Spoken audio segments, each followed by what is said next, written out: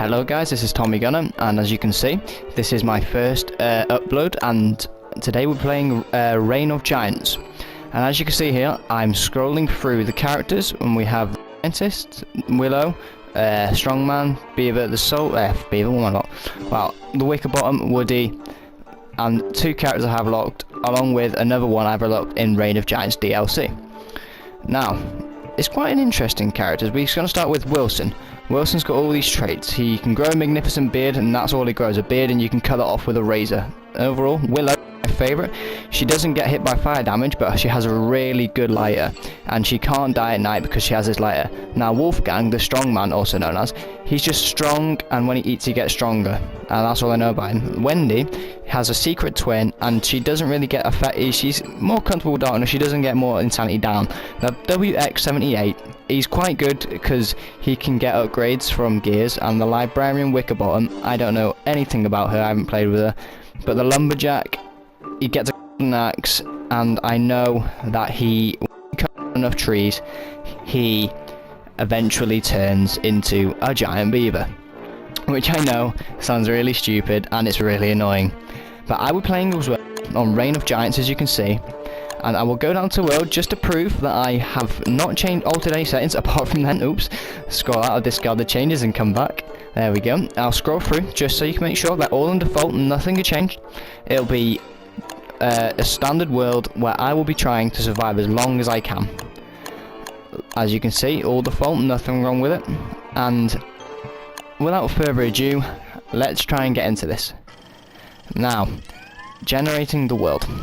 As we can see, it's the Reign of Giants DLC, which isn't expensive on the PlayStation 4. As you can see, I'm playing on the PlayStation 4 console edition of Don't Starve, and it's not that expensive. It's £3.50 or possibly $4 to $5 if you're in America or Canada or somewhere around that region. As we wait for it to load, as you saw, I am playing as Willow. She does have the lighter, so I do not think I'll be dying at night time anytime soon. Now this is Maxwell. Maxwell is one of the characters who puts you in this world. He's saying you need to get something to eat by nightfall, but getting something to eat by nightfall isn't exactly something you need to really focus on. The focus is staying and getting light. And as you can see, as we got really lucky as we spawned, we get cut stone as a skeleton, and we get berry bushes and a boulder. Now, I'm just going to pick up the berry bushes, the cut stone, and the saplings, because the saplings can be used to, if mixed with flint, you can make axes out of it. Now, that, as you just saw, was a wormhole. Wormholes can lead to different locations throughout the map, and I really recommend not going through them due to it could put you in a really bad spawn due to Reign of Giants having new mobs and could end up being in a hound pack. As you see, I'm rolling through this and just getting through and getting all the materials I need to survive me through nighttime. It's a really good game, I'm not going to lie. And look at the trees. Does anyone else think, what in the comment section, tell me what you think those trees are from, and I will message back and saying what I think they're from, because I think they're from a specific author book and recently made film about a year ago. It's really funny. Now, I do not have a PC, so I play on the PlayStation. I know it's probably better to do things on the PC, but this is as far as we can go, I'm afraid. So, we're getting supplies for the night time. Food is very important for me, important for everyone really, because as you can see in the top right, you have the day, as it says day 1, and the yellow dials on it means daylight.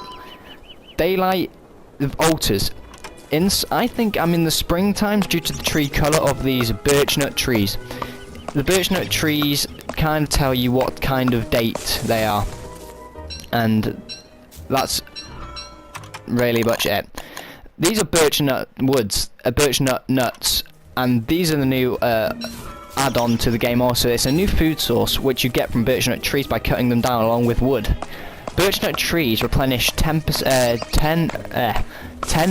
hunger every time eaten cooked. You can't eat it raw, you can only plant it raw like you can plant the pine cones raw on the original Don't Starve. Now, as going back to the dials, you can see that over half of the circle is in yellow. That means the amount of daylight I have left before I need to start looking for shelter or looking for places to get out of the open and just look for somewhere to hide for the night. When it turns purpley red, that means it's evening and it's going to start getting darker, and really narrows the time down. You should really look for supplies to sleep. And of course the darkest part on the circle is nighttime, where, as you will see, it is really dark and you can't see anything. So that is something to not look forward to in your Don't Starve time playing. But hopefully, as I keep playing, and believe me when I say this, this is the second time, honestly, I've played Don't Starve DLC Reign of Giants. As you can see on the menu from the start, I had a 42-day character on Reign of Giants.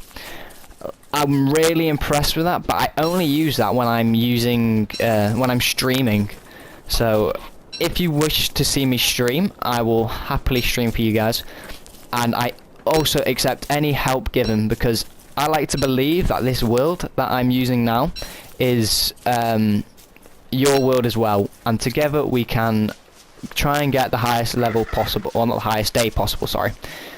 So as much help in the comments section below would be really appreciated, and as this is my first video on this channel, I really appreciate if you guys could talk, and I'd be able to talk back, and we'd be able to help each other in previous things. So I might know things that you might not, I might know things that you don't know, and you know things that I don't know, because as of course I've been to day 42 on this, on a previous character, also Willow.